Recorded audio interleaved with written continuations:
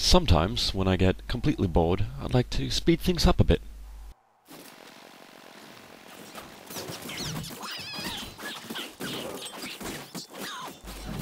Okay, that's enough.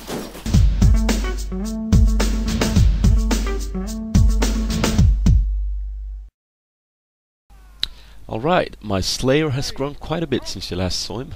Little Spasie here is rank 30 right now, and again I've been spending a lot of time in the RVR zones, so I've been able to gear him up quite nicely with the full Devastator, as you can see here. Got 2 epic influence rewards, a nice belt with nice resists on it, and the lovely axe there from the Empire pairing max influence reward. Still looking for the cape from the elf tier 2 reward, but oh well, I hope I'll get it before I leave this tier. I'm still specting the Giant Slayer, as you can see here, as far as to Devastate, which is a finishing move that takes a nice chunk of wounds away from your target. As you can see, I've also spent 4 points into the Skaven Slayer to get the nice tactic called Taking Chances, which basically makes you regain health depending on how enraged you are.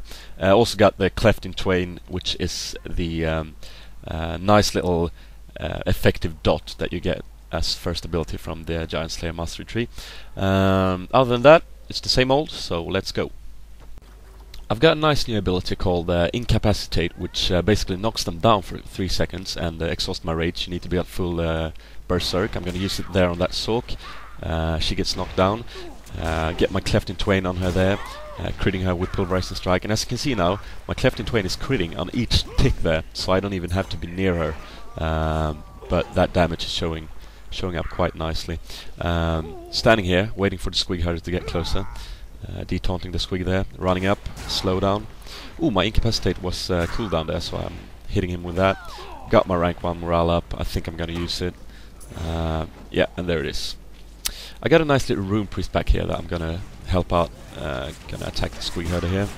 As you can see on your right side there, I got some new icons that shows up every time I'm in battle. One of them is the debuff that I talked about, Cleft in Twain. I want to be able to keep track on that, so I made a nice big icon that makes it very easy for me to see when I need to put it on again. And the smaller icons below it, those are actually procs from my Devastator set and my Epic Axe, which basically is just a little nice tweak. I'd like to see when I have my crit chance increase, so that might be in some cases, not too often, but in some cases it might be interesting to know if you have that proc on you at the moment. Yeah, it's very seldom it's that useful, but it could be nice to know that you get that tactical advantage of knowing that you have the proc on you. So anyway, that's from an add-on called Aura, which I can recommend every one of you getting if you want to keep track on buffs and debuffs or whatever. So we got a Squeaky coming up here. This Rune Priest is helping out quite a bit. It's quite an interesting situation right here. Because our entire team is back at our spawn, being spawn camped. Which is usually what happens in this scenario, the Doofus Crater. So, but we've been able to slink behind enemy lines there, and we're basically just killing everyone that respawns. So it's great fun. Looting the Squig Herder there, getting a medallion, I think. Seems like they're going for the little buff thingy that you can pick up to increase your damage a bit. Black Hawk coming in here with a chopper. The Black Hawk is gonna pop his morale ability, Cone Fire attack, that I need to move out of in order to reduce the damage there. Focusing on the chopper. Now, this is actually a quite interesting situation. This 2-on-2 is gonna turn to a 4-on-2 right now, when the Sork and a little Squig Herder is coming up from the ramp there. Now, as you can see, I'm tabbing to the Sork, hitting Incapacitate, then tabbing again to the Squig Herder, so I'm spreading out my damage quite a bit here. Now, most people wouldn't agree with that. They would say that you should focus down a target and keep your focus on that target in order to, do something constructive on the battlefield. But in this case, I know how it is to play ranged DPS, and if you get hit and you got no healer around you, you're gonna start popping your escape abilities. You got your AoE snares, your roots, and if you start popping them, you won't be doing damage to my healer.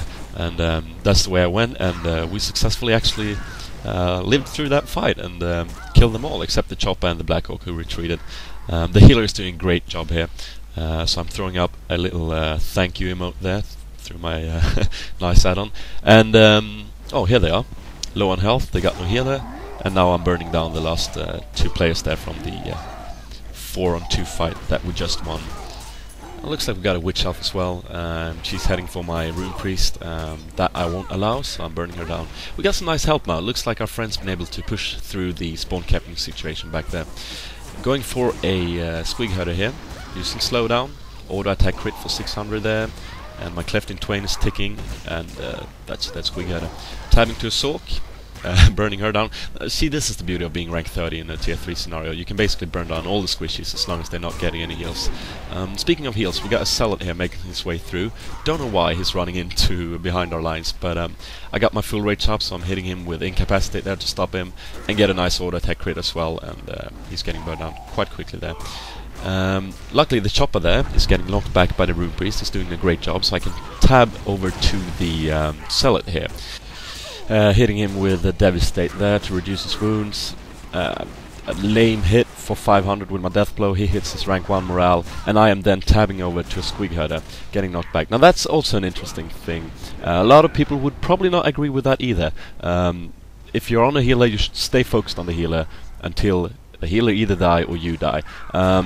I find that I will probably be able to burn down the closest squishy with some nice burst damage and crits if my rage is up. And as long as I'm back on the healer afterwards, they won't be able to res him up. And so that's usually a little tactic that I like to practice when I'm doing scenarios like this with just pickup groups. As you could see there, I died for the first time in this scenario. Got a very quick respawn, so I am hitting flee and running back into the fight here.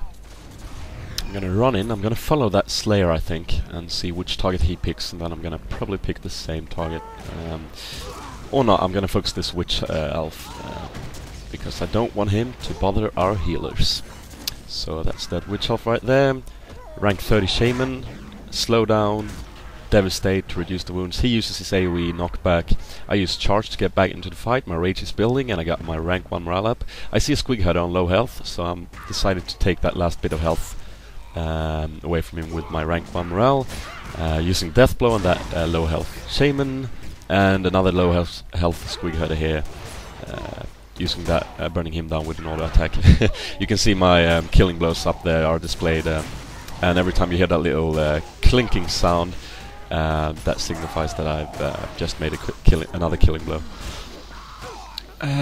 Just Zerg fighting here, just focusing on the closest squishy. I am spec'd in single target DPS, but I have a few points into the AoE, so I throw out an AoE every now and then. Trying to always have my cleft in twain the dot on the target, because it does some really nice damage and can crit for quite a lot. And Aura, like I said, is an add-on that helps me keep that dot on them and be efficient with my action points. Falling back a bit, you don't want to spawn cap them too close here. Maybe attract the interest of the guards. Now we are actually dominating them in this scenario, which is a rare thing in on Karak Askel. Usually, from tier 1 to 3, it's extremely destruction dominated. Like now, I don't know if you can see it on my state of round there on your right side, but they are actually. They have everything in the open RVR zones in tier 3. I think we tried taking a BO, but we got absolutely steamrolled. So, yeah, I'm actually enjoying this quite a lot. I'm getting some nice heals as well, which is crucial if you want to be a successful melee DPS. So to all healers out there, we will love you forever if you heal us. Alright, that's not exaggerated here, but well, you know what I mean. Anyway, trying to kill a squig herder here, burning him down, and I think that's the end of the scenario right there. Yep, there it is. That was some nice domination right there. I ended up with 100k damage and about 20 killing blows, and all thanks to the healer. This is Halbroni. Thanks for watching.